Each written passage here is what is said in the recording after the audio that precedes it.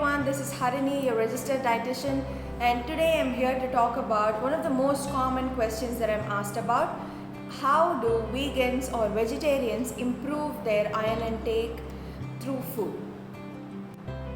Iron deficiency can be a nutritional problem, and vegetarians, especially women, may need to take special care to avoid it because iron stores in vegetarians are usually lower, although still within the normal range. There is less leeway for poor dietary choices. The major function of iron is to transport oxygen to all of the organs, muscles, and tissues in your body. Anemia caused by iron deficiency can cause symptoms such as tiredness or weakness, shortness of breath, and definitely a lot of headaches. So there are two major forms of iron found in food, that is heme iron and non-heme iron. Heme iron is the more readily absorbed form of iron and makes up about 40% of the iron in meat, poultry and fish. Eggs and many plant foods also contain iron, but it is in a non-heme form which isn't readily absorbed.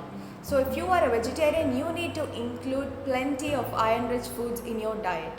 You should also take care to combine iron-rich foods with foods that enhance your iron absorption and avoid foods and drinks that inhibit the absorption. For vegetarian, sources include tofu, tempeh, legumes like lentils, dried peas, beans, your amaranth, whole grain cereals, and in particular iron fortified breakfast cereals, all your green vegetables like kerai, broccoli, and nuts, dried fruits such as apricots, figs, prunes, seeds such as sunflower seeds, or products such as tahini. So what inhibits your iron absorption? Tannins. They fall into a class of plant compounds called polyphenols. They are found in regular tea, herbal teas such as peppermint tea, spearmint tea, red wine, coffee, and also some berries. Tannins may have some health benefits, but they can also tie up your non-heme iron, reducing its absorption. So to minimize this effect and ensure adequate iron absorption, you should try to avoid drinking tea or red wine, coffee and cocoa, which all contains tannins or polyphenols with similar properties, at your meal times. So how to enhance your iron absorption? Ascorbic acid or vitamin C has been shown to enhance the absorption of non-heme iron found in plant foods by up to 2 to 3 times if taken at the same time. So to improve your iron intake, combine your iron-rich plant foods with foods that are very rich in vitamin C.